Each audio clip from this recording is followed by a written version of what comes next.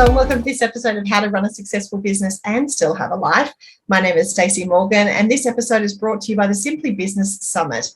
You know, most women in business don't take time out of their day-to-day life to focus on building the foundations of the business that they've invested so much of their life growing. The Simply Business Summit is going to bring together like-minded women for 3 days of rejuvenation, inspiration, and sought-after expert advice from experienced entrepreneurs who understand the pressures of growing a business and raising a family.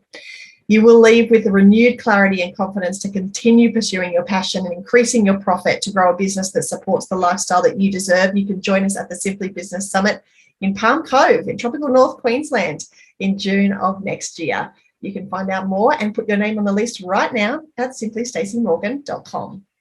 Today's episode, we are tackling the letter I and the letter N as part of Braving the 7 Elements of Trust from Brené Brown's fabulous book, Dare to Lead. I do hope that by now, because we've been talking about, this is our 3rd week talking about the 7 Elements of Trust, I do hope that you've got yourself out to your favorite bookstore to get yourself a copy of Dare to Lead. It's so incredibly awesome. And if you're a leader of a team or if you're a leader of a family, you're going to pick up so many nuggets of wisdom. I know my copy has just Post-it notes hanging out of it. It's got my scribble down the edge. It's got my scribble over the top. It well and truly has been read and loved, and I encourage you to do the same with yours as well. So we started by talking about boundaries, which are so important in building trust. And we talked about reliability, making sure that your team is doing what they say they're going to do, making sure that everybody is aware of the competencies and limitations that they have, making sure they're not going to overpromise things to people on the team or to your customers, worse still. Then we talked about A for accountability, owning your mistakes, apologizing and making amends. We talked about the vault, not sharing information or experiences that are not ours to share, so that confidences can be kept within people, between people that are in your team. So important. And today we're talking about integrity, a word that I absolutely adore and a word that people throw around if they want to really hurt my feelings. If somebody challenges my integrity, then I absolutely know that I need to take a hard look in the mirror. Integrity is so important to me. It's about choosing courage over comfort. It's about choosing what is right over what is fun or fast or easy. And it's about practicing your values rather than just saying what your values are, rather than just simply professing your values. It's really about making sure that you are practicing those values and practicing them in a really tangible way. Integrity is so important in our workplaces, making sure that our team act with integrity, making sure our customers understand what our values are so they understand what integrity means as part of our business. Then being able to conduct themselves with integrity as well as watching us conduct ourselves with integrity is so important in business. Inside my business, integrity means we are courageous. You know, we step up to those conversations that perhaps make us feel a bit funny in the tummy or perhaps keep us awake at night. We step into those conversations and make sure we have those conversations so that we can be really clear and respectful of each other. We be brave when we need to be. We have those tough conversations and we don't let things simmer. There's nothing more harmful to a workplace than things simmering about and everybody not knowing what's simmering when, and everybody walking on eggshells. Would you agree?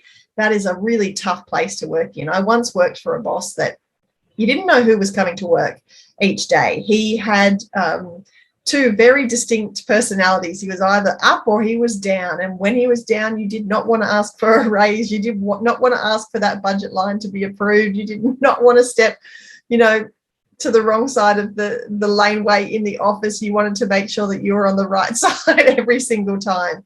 And it was a really difficult workplace to be in. It always left you feeling uneasy. It always, especially if you had a meeting coming up, quite often I would have a meeting the following Tuesday and I would be worried about it, Thursday, Friday, Saturday, Sunday, Monday, just wondering who was going to turn up to that meeting.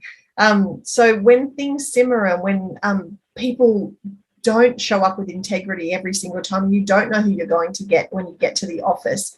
That is a really hard workplace to be part of. So it's so important that you don't let things simmer, that you speak your mind, that you have those tough conversations. Of course, you do it respectfully and you do it with compassion and with tact, but it's so important to make sure that you are, being brave, being courageous in those particular situations. It means practicing your company values. At PMPA, we have such strong studio values, and they're up on the wall, they're on our website, they're things that we practice. We talk to the kids about them all the time.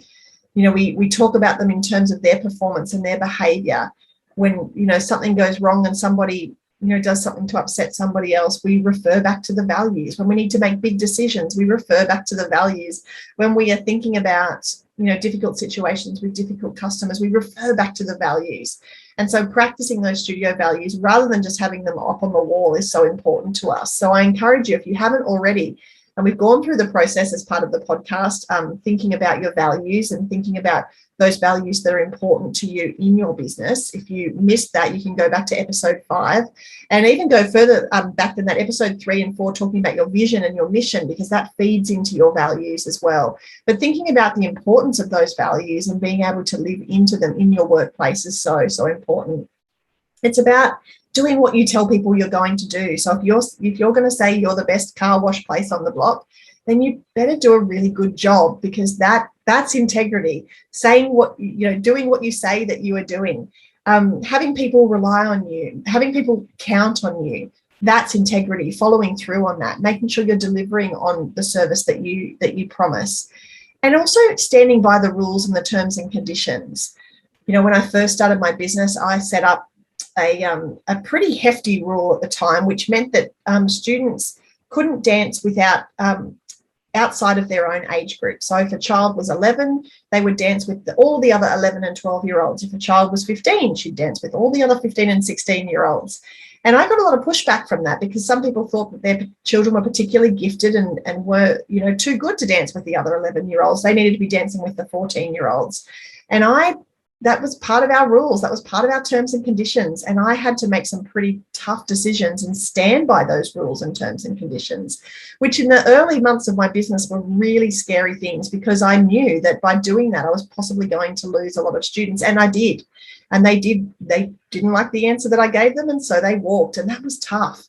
That was tough for me. That was tough for my team members who loved those kids and who really wanted to continue working with those kids. And they knew it was my fault because of those rules that I'd set, that person was no longer walking in our door and instead, walking down the road to the competition. But I had to stand by those rules and those terms and conditions, because if I didn't do it in those first couple of months of the business, people would have walked all over me for the rest of the business history.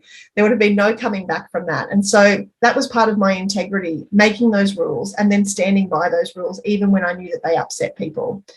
So integrity in business is so important in building trust and building a culture of trust within your organization for your customers and for your team. Taking those important moments where you have to choose courage over comfort and really sitting into that, not doing things because they're fun, fast and easy. Sometimes taking that harder path because it pays off in the end. Building that culture of integrity, of trust, of respect between your team and your customers and your clients and yourself as a leader. It's so incredibly important. And the N in braving stands for non-judgment. So this, again, is a tough one. There's a great line that Carrie Bradshaw says in Sex and the City when she's talking to Stanford. Actually, no, I think Stanford says it to Carrie, and rest in peace. We've just lost this year the actor that played Stanford in the Sex and the City series. But he says to Carrie, this is what we do. We judge. Some people play golf. We judge. And that's so true for some people. It just becomes, one of their hobbies, judging what's going on and judging other people. But in the workplace, it can be so detrimental and so hard to kind of filter out of the culture if it already exists. So standing by that element of non-judgment is so incredibly important. What does it mean in your business? It means that people can ask for what they need. It means that you as a leader can ask for what you need.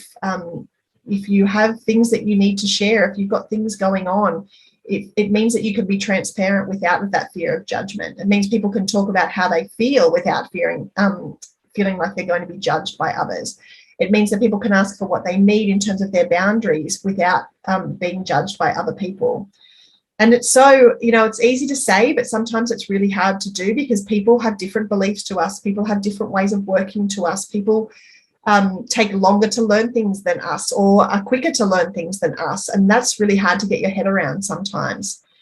But it's important as a leader to be able to set the example, to be able to lead from the top, to be able to talk about your needs, your wants, your feelings, to be able to listen to other people's feelings and wants and needs without judging them, to be able to share with your team how you're coping, what's working, what's not working, what you need from other people to support you and to support how you're going and where you're at, but also being able to check in with people, figure out where they're at, listen to them, understand where they're coming from, and then be able to provide support for them in the workplace as well.